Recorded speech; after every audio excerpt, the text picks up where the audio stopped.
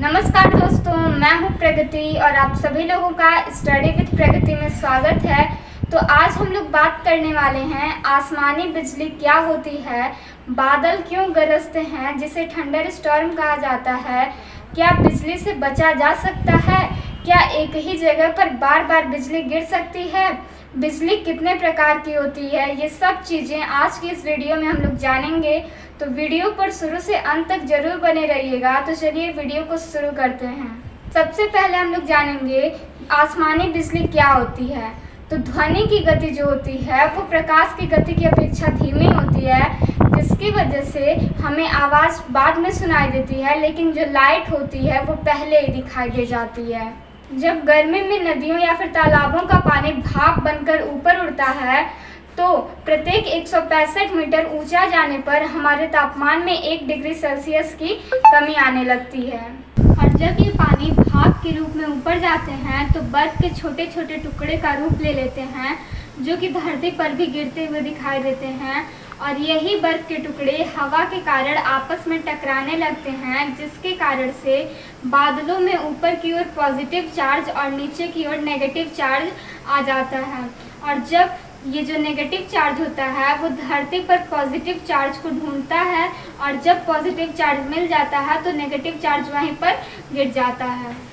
साथ ही साथ जब बादल आते हैं तो हवाएं भी चलती हैं, आंधी भी आती है, जिसके कारण से धरती के जो पेड़ पौधे होते हैं, घास होती है, ये सब हिलने लगती है, जिसके कारण से उसमें भी एक चार्ज उत्पन्न हो जाता है। और जब बादलों का नेगेटिव चार्ज घास के पॉजिटिव चार्ज के साथ टकराता है तो उसी को हम लोग कहते हैं बिजली का गिरना या फिर वज्रपात।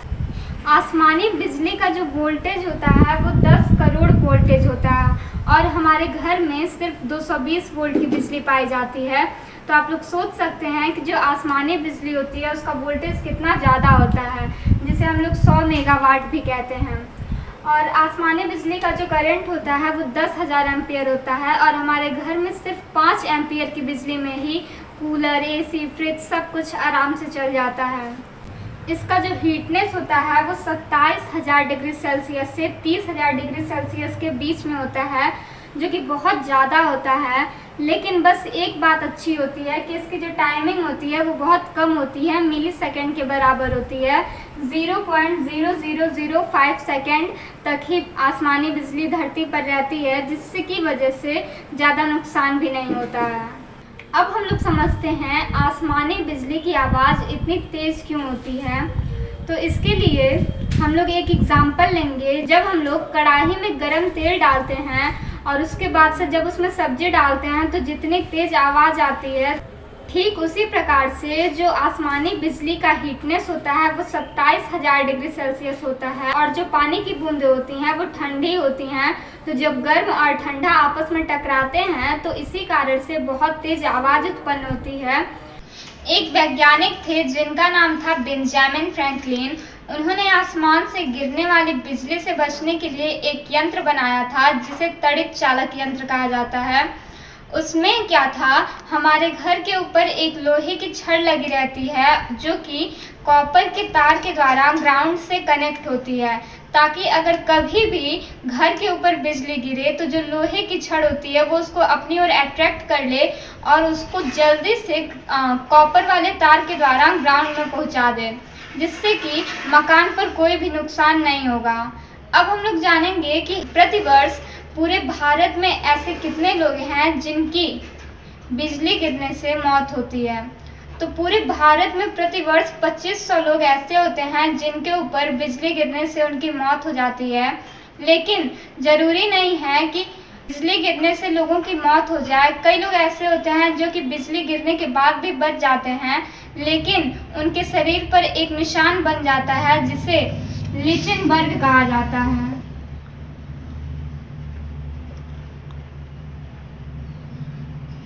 इसमें लोगों के जिस अंग पर बिजली गिरी होती है उस अंग पर पेड़ की जड़ के समान निशान बन जाते हैं, कुछ इस प्रकार से।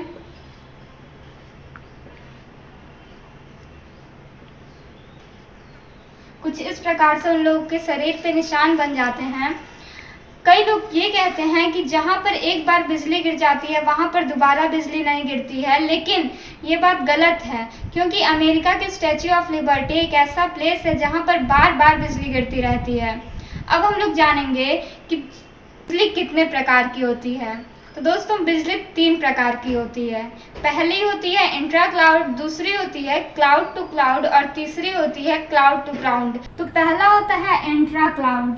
इसमें छोटे छोटे बादलों का समूह होता है और जब पॉजिटिव और नेगेटिव बादल आपस में टकराते हैं तो वहाँ पर इंट्रा क्लाउड बिजली उत्पन्न होती है, जो कि आवाज़ नहीं करती है। इसको अधिकतर देखा जाता है।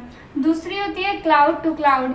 क्लाउड टू क्लाउड में क्या होता है, इसमें 2 बादल होते हैं, एक बादल और दूसरा बादल। जब ये दोनों बादल आपस में टकराते हैं तो बहुत तेज आवाज़ उत्पन्न होती है और साथ ही साथ इसमें जो निशान होता है, यानी कि जो बिजली चमकती है, वो बहुत लंबी चमकती है। तीसरी होती है क्लाउड टू ग्राउंड। इसमें जो बिजली होती है वो बादल से डायरेक्ट धरती पर आ जाती है और डायरेक्ट बादल से नीचे गिर जाती है। ये तीनों बिजली अलग अलग प्रकार की होती हैं और जो तीसरी बिजली होती है क्लाउड टू ग्राउंड, इसमें जो आवाज़ होती है वो बहुत ज़्यादा होती है और साथ ही साथ सबसे ज़्यादा खतरनाक क्लाउड टू ग्राउंड ही मानी जाती है। तो आज की वीडियो में बस इतना ही। अगर आपको मेरी ये छोटी सी जानकारी पसंद आई हो तो वीडियो को लाइक करिएगा और अगर आप चैनल पर नए हैं तो चैनल को सब्सक्राइब करके बेल आइकन प्रेस करना बिल्कुल नहीं भूलिएगा। मिलते हैं नेक्स्ट वीडियो में एक नए टॉपिक के साथ। तब तक के लिए जय हिंद, वंदे मातरम।